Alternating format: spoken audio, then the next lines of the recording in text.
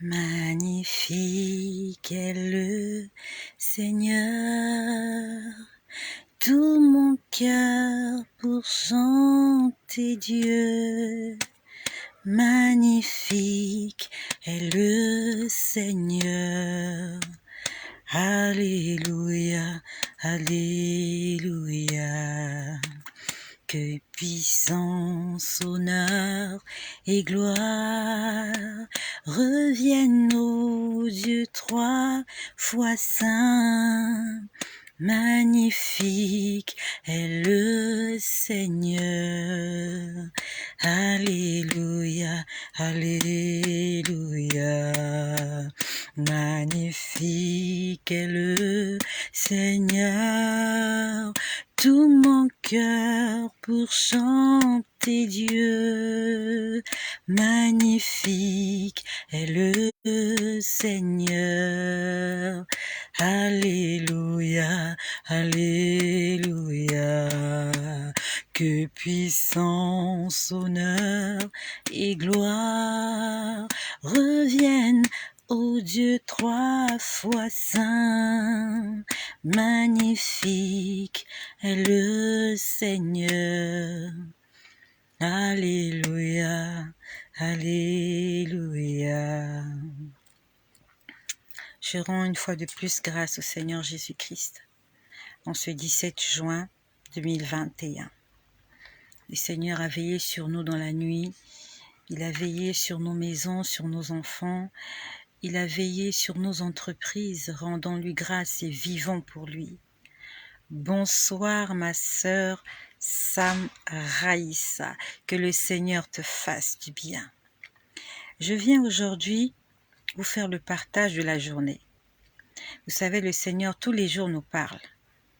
Tous les jours le Seigneur nous parle, de toutes les manières que ce soit par tout ce que nous rencontrons dans la journée, dans la société, que ce soit dans des moments d'intimité avec le Seigneur pendant que nous prions, que ce soit en lisant la Bible, que ce soit en la méditant, que ce soit même en entendant une louange, une adoration, le Seigneur nous parle. Et avant cela, j'aimerais vous dire quelque chose que le Seigneur m'a dit la semaine dernière. La semaine dernière, pendant que j'étais en train de prier, ça s'est passé entre le vendredi et le samedi. Parce qu'il y a quelque temps de cela, j'ai pris la résolution de veiller et de prier tous les week-ends en étant allongé à même le sol afin de rester en état d'éveil et d'intercéder pour tous les sujets de prière que le Seigneur allait me mettre à cœur. Donc, pendant que j'étais en train de prier, le Seigneur m'a dit « Soyez tout le temps en état d'éveil, même quand vous dormez. » C'est ce que le Seigneur m'a dit. Il m'a dit « Soyez tout le temps en état d'éveil lorsque vous dormez. » Alors ma sœur Aïssa me dit « J'étais très touchée par la parole d'exhortation. Que le Seigneur te bénisse. Et si cette parole t'a touchée, mets-la en application. » La Bible nous dit dans Job 33, le Seigneur parle tantôt d'une manière, tantôt d'une autre. Dieu nous parle de toutes les manières possibles, que ce soit par l'intermédiaire de quelqu'un, que ce soit par un témoignage, par quelque chose que le Seigneur a fait vivre à quelqu'un. Dieu veut passer par tous les moyens pour nous enseigner. C'était la journée d'hier. Ok, je me rappelle plus vraiment de ce que j'ai dit hier. Je me rappelle plus, mais ok, ça bénit ma sœur Aïssa là où tu te trouves. Et je vois ma sœur Marie Fontaine qui est là. Ma sœur Marie Fontaine, je vais te contacter, je vais t'écrire ce soir afin que nous puissions entrer en programme. Donc, il y avait 2 sœurs avec qui j'étais en programme de jeûne et de prière depuis la semaine dernière. Nous avons terminé avec elles hier. Donc, aujourd'hui, cette semaine encore, je vais prendre 2 personnes qui ont des sujets de prière. Nous allons entrer en programme afin que le Seigneur nous accompagne dans toutes les difficultés que nous sommes en train de traverser. Donc, je suis en train de parler à ma sœur Marie Fontaine. Elle m'avait écrit. J'avais essayé de te contacter, sauf que tu étais indisponible. Je vais encore t'écrire aujourd'hui, que le Seigneur m'aide à m'en sortir. Je vais encore t'écrire aujourd'hui et peut-être te parler afin que nous puissions discuter calmement. Amen, que le Seigneur soit béni. Donc, le Seigneur m'avait dit, restez en état d'éveil même quand vous dormez. Je sais que pour certaines personnes, ça va paraître impossible, mais je peux vous dire que c'est possible. Je peux vous dire que c'est possible de rester en état d'éveil spirituel. L'esprit ne dort pas. Un esprit ne dort pas. C'est le corps charnel qui dort. Et le Seigneur nous a dit, soyez toujours éveillés, même quand votre corps est endormi. Tu peux être allongé sur le lit, mais tu es en prière. Tu es en état, tu es en mode prière. C'est ce que le Seigneur m'avait dit. Et je suis venue te le dire. Si tu ne sais pas comment ça se passe, demande au Seigneur de t'aider. Demande au Seigneur de t'apprendre à être en état d'éveil spirituel, même quand ta chair, même quand ton corps est assoupi, même quand ta chair, même quand ton corps est en train de dormir. Demande au Seigneur de t'aider. Demande au Seigneur de t'aider à être en état d'éveil, l'éveil spirituel. Puis après, que le Seigneur m'aide, puis après, on va dire ce matin, je me suis réveillée très tôt, aux environs de 4 heures. Je me suis réveillée à 4 heures. Et je suis allée à la cuisine, j'étais en train de faire la cuisine, et j'étais en train de frire des bananes. Pendant que j'étais en train de frire des bananes, le Seigneur m'a rappelé une personne que je connaissais, parce que cette personne est décédée. Le Seigneur m'a rappelé une personne que je connaissais qui est décédée. Et quand nous avons appris sa mort, on nous a dit qu'elle est tombée alors qu'elle était dans la cuisine. Et pendant que j'étais en train de frire les bananes ce matin, le Seigneur était en train de me dire, est-ce que tu connais le nombre de personnes qui ont perdu la vie alors qu'ils étaient en train de faire la même chose que toi tu es en train de faire?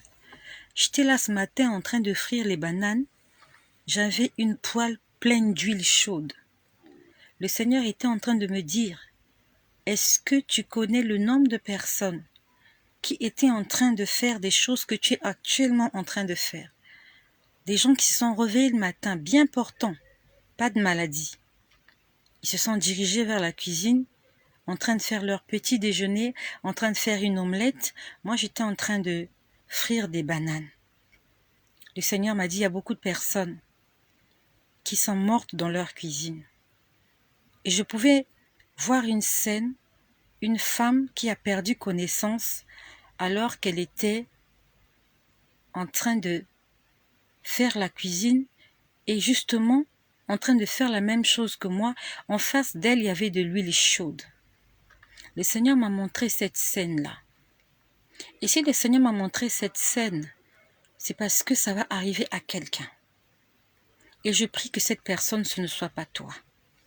Parce que le Seigneur ne peut me montrer une scène qui est passée, la personne est déjà décédée, parce que la Bible nous dit, il n'y a pas de salut pour ceux qui sont morts. La Bible nous dit, il n'y a plus de souvenirs. Ça veut dire que quand la personne meurt, il n'y a plus rien à faire pour cette personne. Mais quand la personne est encore vivante, on peut faire des choses pour cette personne. Donc le Seigneur me demande de parler maintenant à une mère de famille. À une mère de famille comme moi, qui fait à manger pour ses enfants. Le Seigneur est en train de me dire que tes ennemis se sont levés contre toi. Parce que tu as ouvert une porte d'accès au diable. Pendant que je suis en train de parler, c'est le message qu'on est en train de me donner pour une mère d'enfants. Il ne s'agit pas d'une femme célibataire. Il s'agit d'une mère d'enfants. Que dans le monde spirituel, il y a un acte de condamnation contre toi. Et cet acte de condamnation, c'est parce que tu n'obéis pas à la parole du Seigneur comme il se doit. Le Seigneur est en train de t'interpeller. La Bible nous dit que la malédiction sans cause n'a pas d'effet. Mais si une malédiction est accompagnée, est supportée, est fortifiée par une cause, elle aura de l'effet. Si le diable trouve une faille, une porte d'entrée, que tu lui as ouvert volontairement ou involontairement, et que par là il est entré et qu'il a eu accès à ta vie, et qui veut porter atteinte à ta vie, il faut que tu fermes cette porte-là. Le Seigneur me demande maintenant de parler à une mère d'enfant. Tu es une maman. Tu vis dans un foyer. Tu as des enfants. Tu fais la cuisine pour ton mari et pour tes enfants. Ne me demande pas comment tu t'appelles parce que tu n'es pas la seule dont il s'agit. Si je te donne ton nom, il y a quelque part quelqu'un au bout du monde qui va vivre la même situation que toi. Donc ne cherche pas que je te donne ton nom. Ne cherche pas que je te donne ta nationalité ou ton âge. Si tu sais que ta relation avec le Seigneur n'est pas parfaite, si tu sais que par ton comportement que tu attristes le Saint-Esprit, le Seigneur te demande de mettre de l'ordre dans ta vie maintenant.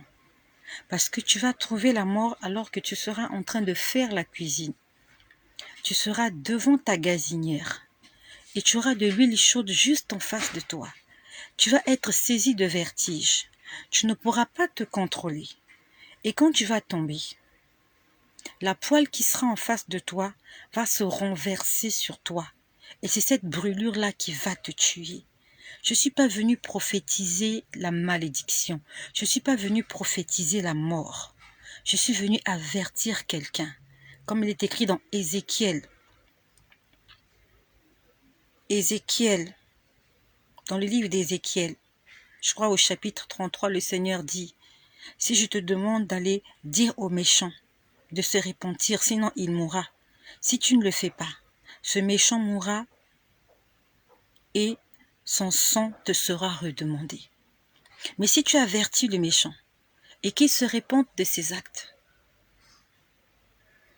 si tu avertis le méchant et qu'il ne se repente pas de ses actes, alors tu seras épargné. » Le Seigneur est en train de parler à une mère d'enfant. Tu es né de nouveau. Tu connais le Seigneur. Tu connais la vérité. Tu connais la parole de Dieu. Tu as donné ta vie à Jésus.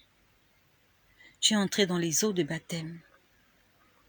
Tu as personnellement pris l'engagement de servir le Seigneur.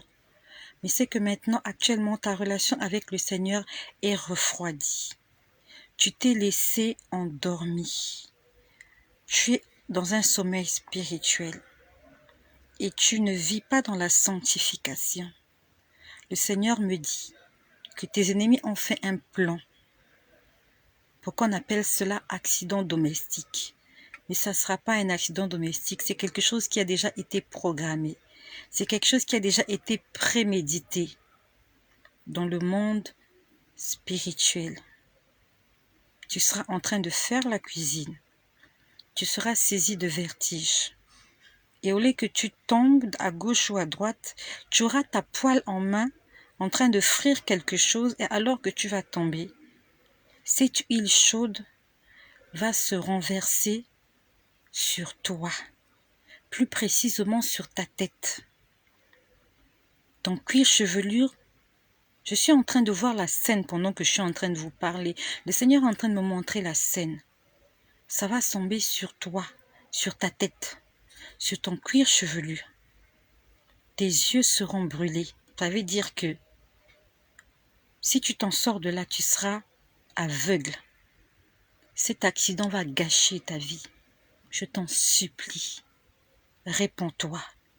Si tu sais que ta vie avec le Seigneur, ta communion, ta relation avec Dieu n'est pas parfaite, je t'en supplie, réponds-toi.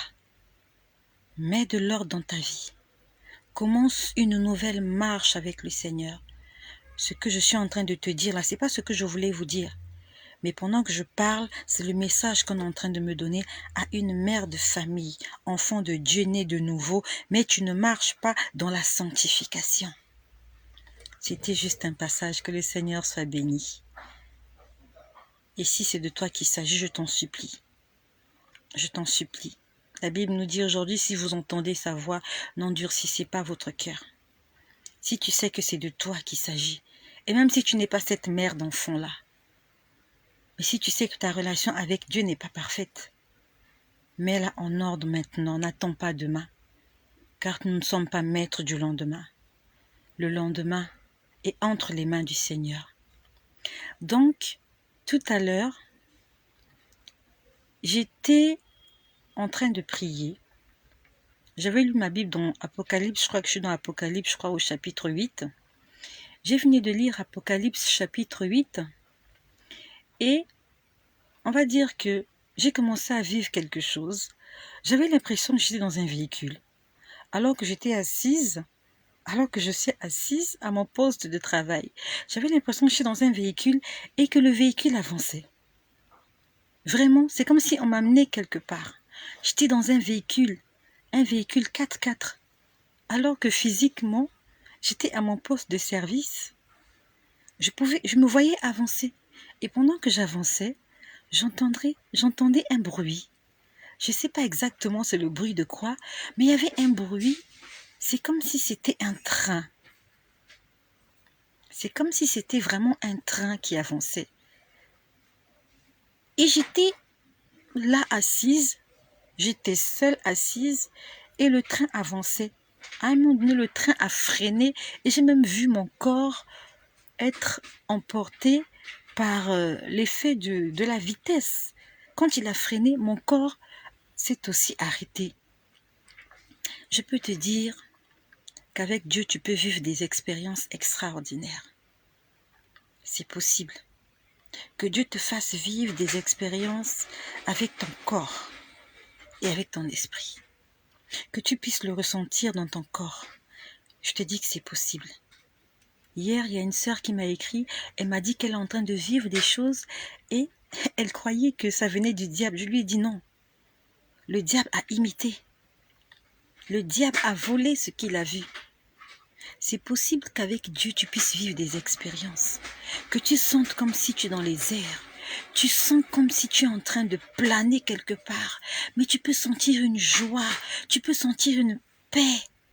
C'est possible de sentir ces choses-là. Et pendant que j'étais en train de vivre cette expérience, j'ai vu l'image de quelqu'un.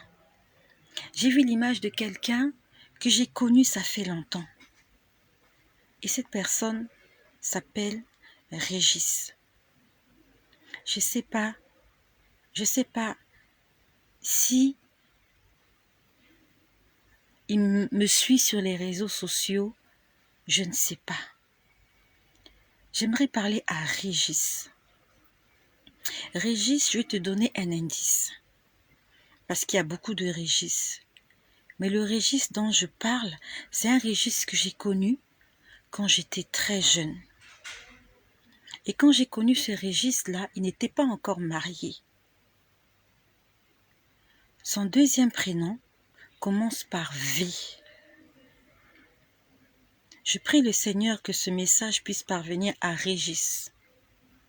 Tu t'appelles Régis. Ton deuxième prénom commence par V. Tu as la peau claire. Et quand je t'ai connu, ça fait très longtemps, tu étais père d'une fille. Et ta fille, son prénom commençait par O. C'est de toi que je veux parler, Régis. J'ai envie de garder cette certaine intimité. J'ai pas envie de dire les choses comme voilà. Donc, j'ai donné des indices. J'aimerais parler à Régis. Régis, je sais que tu es peut-être en colère contre moi ou peut-être que, voilà, que tu m'as pardonné de tout le mal que je t'ai fait. Mais je crois que ça fait déjà longtemps. Je crois qu'on s'est pardonné. Et cet après-midi du 17 juin, non, il était midi, un peu avant midi, le Seigneur m'a montré ton image 2 fois. Et il m'a demandé de prier pour toi, Régis. Je t'ai vu dans un véhicule. À 2 reprises. Je ne pensais vraiment pas à toi. Je ne pensais pas à toi. Mais le Seigneur m'a montré ton image à 2 reprises, Régis. Régis V. Le Seigneur m'a demandé de prier pour toi. Parce qu'il m'a dit qu'il va t'arriver quelque chose. Et cette chose va t'arriver alors que tu seras en voiture. Donc je ne sais pas, est-ce que tu auras un problème cardiaque ou alors tu vas faire un accident? Je ne sais pas.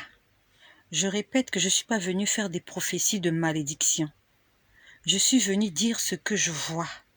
Et je suis venue dire à toutes les personnes qui m'écoutent que c'est une alerte, c'est un SOS, c'est un avertissement. Vous savez, c'est bien quand on vous dit « Je suis en train de voir que le Seigneur va te bénir, l'année prochaine, tu vas te marier, dans quelques mois, tu vas tomber enceinte. » C'est pas mauvais. Mais c'est encore mieux qu'on te dise « Le Seigneur est en train de me demander de te dire de mettre de l'ordre dans ta vie. » Ça, c'est une prophétie salutaire. Ça, c'est la prophétie du salut. Le Seigneur veut te bénir, c'est vrai. Il veut te faire du bien, c'est vrai. Mais premièrement, il veut d'abord te sauver. Ça sert à rien qu'il te bénisse, que tu sois comblé de richesses et de gloire, et que tu ne sois pas sauvé, et que ton âme ne soit pas sauvée. Je suis venue avertir quelqu'un. J'ai averti une femme, une mère de famille. Et là, j'avertis Régis. Je ne sais pas, Régis, là où tu te trouves actuellement, je ne sais pas. Mais j'aimerais te dire que le Seigneur Jésus-Christ t'aime et qu'il veut te faire du bien. Il veut te sauver. Et il veut que tu aies une longue vie remplie de bonheur. Mais il faut que tu lui ouvres ton cœur. Ouvre-lui ton cœur, Régis. Et même si tu ne t'appelles pas Régis, ouvre ton cœur à Jésus. Le Seigneur ne veut pas que tes ennemis prennent le dessus sur ta vie. Le problème chez nous, c'est que nous sommes beaucoup plus à la recherche du bien matériel. Nous aimons les richesses. Nous aimons les belles choses. Mais nous n'aimons pas Dieu. C'est une chose qui n'est pas bien. Nous aimons que Dieu nous annonce les choses qu'il va nous donner. Mais nous n'aimons pas que Dieu nous donne des instructions à respecter. C'est ça le défaut de l'homme. L'homme, quand il vient vers Dieu, il veut que Dieu lui dise « Tu sais, tu vas te marier, tu vas avoir des enfants, tu vas t'acheter une maison, tu auras une voiture en bonne santé, tu vivras longtemps. » C'est ce que l'homme aime écouter. Mais quand Dieu lui dit « Je veux que tu m'obéisses, je veux que tu m'appartiennes, je veux que tu vives pour moi, je veux que tu fasses du bien, je veux que tu pardonnes à tes ennemis, je veux que tu aies la compassion pour les pauvres. » Les hommes n'aiment pas écouter ça. Les hommes aiment écouter « Tu vas trouver du travail. » Mais quand Dieu vient te dire « Paye la dîme », les hommes n'aiment pas entendre qu'on parle de dîme. Quand Dieu vient te dire « Donne les offrandes », les hommes n'aiment pas entendre ça. L'être humain n'aime pas qu'on lui donne des ordres. L'être humain aime qu'on le satisfasse. L'être humain aime être satisfait. Mais l'être humain n'aime pas satisfaire Dieu. Tu veux seulement que la pluie tombe. Tu veux recevoir les bénédictions. Mais tu ne veux pas que le soleil brille. Mais si le soleil ne brille pas, comment l'eau va sécher? Comment le sol va sécher? Quand il y a trop de pluie, il y a l'inondation. Quand il y a trop de pluie, il y a le tsunami. Quand il y a trop de pluie, la plante meurt quand il y a trop d'eau. Trop de bénédictions, ça peut te tuer. Accepte le désert, accepte la chaleur du désert pour que cette eau-là qui est trop dans le sol, qui est en abondance, il faut que l'eau puisse sécher. Nous avons appris ça en science. Nous avons appris en science que lorsqu'il y a du soleil, il y a un phénomène qu'on appelle l'évaporation. Donc les vapeurs d'eau remontent pour former les nuages. Mais pour que ce phénomène puisse arriver à terme, il faut qu'il y ait du soleil. Et le soleil, ça brûle la peau. Les gens n'aiment pas le soleil. Ça brûle la peau. C'est vrai que ça sèche les vêtements, mais le soleil brûle la peau. Je connais pas beaucoup de gens quand il fait chaud, quand il y a du soleil, et surtout quand c'est 40 degrés, que les gens prennent du plaisir à être dans la rue. Non. Les gens aiment quand il fait beau, mais moyen. 25 degrés, ça va. 40, 45 degrés, on n'aime pas. Mais pourtant, c'est important qu'il fasse chaud. C'est important que quand tu vas dans la rue, que tu te sentes mal à l'aise. Parce que la chaleur permettra l'évaporation de l'eau. La chaleur permettra que le sol puisse sécher, que les mares d'eau puissent sécher. Toi, tu veux seulement que la pluie tombe. Nous voulons seulement que la pluie tombe. Oh Seigneur, donne, Seigneur, donne. Et quand tu envoies le soleil qui te brûle la peau, tu n'es pas content. Mais tu vas vivre toute ta vie dans des mares d'eau. Tes pieds seront trempés dans des mares d'eau. La maison que tu as construite, elle sera inondée. Arrêtons de courir juste derrière les bénédictions. À un moment donné, cherchons un peu de soleil. Ça brûle la peau, mais ça fait du bien. La peau a besoin de soleil. Il y a des phénomènes scientifiques qui disent qu'il se passe quelque chose quand la peau est en contact du soleil, quelque chose comme ça. C'est vrai que l'excès aussi nuit. Mais prenons les deux, et la pluie et le soleil. Je crois que j'ai beaucoup parlé. Je voulais parler encore un peu plus par rapport à ce qui s'est passé hier pendant une séance de délivrance d'une sœur avec qui nous avons prié hier. Mais je crois que je vais m'arrêter par là. Donc le Seigneur nous demande d'être en état d'éveil, même pendant que nous dormons. Le Seigneur a parlé à une mère de famille, qui va lui arriver quelque chose alors qu'elle sera en train de faire la cuisine. Et que cet incident domestique sera très fatal. Et le Seigneur a parlé à un monsieur, à un père de famille, appelé Vincent. Peut-être que tu t'appelles pas Vincent. Peut-être que tu n'es pas cette mère de famille. Mais j'aimerais que tu prennes ce qui est pour toi. S'il y a des choses que tu dois mettre en ordre dans ta vie, mets de l'ordre avant qu'il ne soit trop tard. Nous sommes aujourd'hui le 17 juin. Jésus n'est pas encore revenu. Ça veut dire que nous pouvons encore nous racheter avant qu'il ne soit trop tard. La journée n'est pas terminée. Des gens vont continuer à mourir à travers toute la terre. Demain encore, les gens vont mourir. Cette nuit encore, des milliards de personnes vont mourir. Et qu'est-ce qui te dit que tu pourras te réveiller demain? Quelle certitude tu as? Ceux qui sont morts aujourd'hui ne savaient pas qu'ils allaient mourir aujourd'hui. Parce qu'il y a des incidents qui ne préviennent pas. Certains meurent de maladie. D'autres meurent par arrêt cardiaque. Alors que tu es allongé sur ton lit, ton cœur cesse de battre. Alors que tu es au volant de ta voiture, en train d'aller déposer tes enfants à l'école ou d'aller les récupérer ou d'aller faire des courses, ton cœur peut cesser de battre en cours de route. Tu peux te faire heurter par un véhicule, tu peux tomber dans la salle de bain, te fracasser le crâne et mourir, ou alors tu peux même simplement mourir dans ton sommeil. Pendant que tu dors, tu t'en vas et tu ne reviens plus. Je prie que toi qui m'écoutes, que le Seigneur te fasse du bien, que cette exhortation puisse révolutionner ta foi, que cette exhortation puisse te rapprocher du Seigneur. Je bénis toutes les personnes qui sont connectées. Je vois Sam Raïssa qui est là, que le Seigneur te bénisse Sam Raïssa. Je vois José Emmanuel, je vois Mireille Ngema, je vois Fresh Matsunga, je vois Clémoula, il y a mon frère Pépin Malanda qui est là, il y a ma sœur Marie Fontaine, vous êtes nombreuses, que le Seigneur vous bénisse. Et si ce partage t'a fait du bien, je t'en prie, envoie-le à quelqu'un qui a besoin d'être béni comme toi. Peut-être que c'est pas toi la mère de famille dont il s'agit. Peut-être que c'est ta voisine. Peut-être que c'est ton ami. Peut-être que c'est ta sœur.